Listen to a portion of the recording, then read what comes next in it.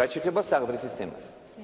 მე ვიცი რომ ძალიან ბევრი მithმა-მოთქმა გამოიწვია ძალიან დიდი აჟიოტაჟი აღნიშნულ საკითხთან დაკავშირებით. მაგრამ ჩემი ინფორმაციით ძალიან ბევრი მეცნიერი იყო ჩართული, შეიქმნა სპეციალური კომისია, რომელიც 2 თვის განმავლობაში აღნიშნულ ასე ვთქვათ საბადოს თუ ადგილს სწავლობდა.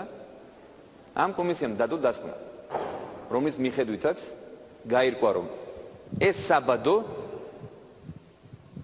არ წარმოადგენდა განსაკუთრებულ ადგილს. და ჯერთ ის რომ ოქროს საბადო იყო, ეს არ არის დადასტურებული. ესაც უბრალოდ ვარაუდი. სპილენძი იყოს ან მარილის ან მიწის. არ თქვენ ოქრო. არა, მე ოქროდ მივიჩნევ, მაგრამ არა აქვს მნიშვნელობა რა იქნება. ეს არის კულტურული მემკვიდრეობის ძეგლი. ეს არ არის ჩემთვის. არა, კულტურული მემკვიდრეობის ძეგლია. სახელმწიფოსთვის რომ მიიღოს გადაწყვეტილება, იმის გამო რომ თქვენ მიიჩნევთ რომ ეს არის ოქროს მაღარო, ეს არ არის ოქროს მაღარო. ეს არ არის ოქროს უძველესი მაღარო. ეს არ დასტურდება. და სხვა შორის ჩვენ შევთავაზეთ ინვესტორს, მე მინდა გითხრათ რომ ინვესტორმა 300 მილიონი დოლარის ინვესტიცია განაცხადა უკვე დღემდე საქართველოს ეკონომიკაში.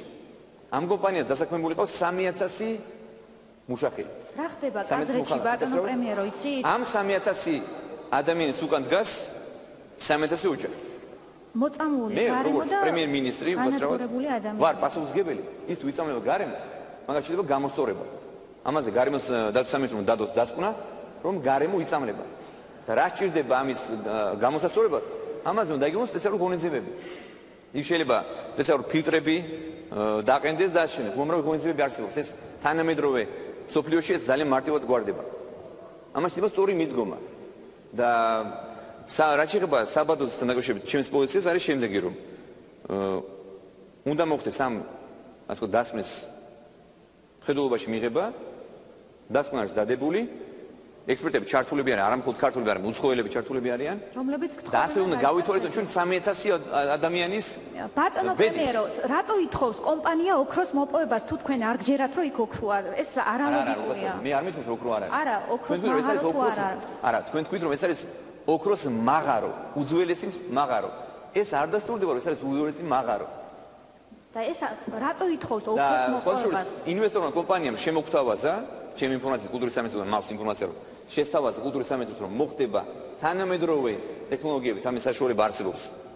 მოხდება გადატანა იგივე არტეფაქტების, იგივე გარკვეული ნაწილების, რაც არის ყველაზე მნიშვნელოვანი მკვლევარების, მეცნიერებისთვის, გადატანა მოხდება მუზეუმში. ასევე ჩემი ინფორმაციით საუბარი არის იმაზე, რომ ბონში აშენდეს ახალი მუზეუმი და მოიჭრას ეს კონკრეტული ადგილები და იქნას გადატანილი მუზეუმში. სხვა არტეფაქტებთან ერთად. ეს არის რასთავარი პროცესი არის გამჭვირვალე აბსოლუტურად. ჩართულები არიან ექსპერტები, არა მხოლოდ ქართველები, არამედ უცხოელები ჩართულები არიან. რომლებიც ყოველთვის და რასთავარი კომპანია არის მოლაპარაკებაზე წამოსული და ის მზად არის რომ ყველა ის პირობა რაც სახელმწიფო წაუყენებს და ამაყოფილებს.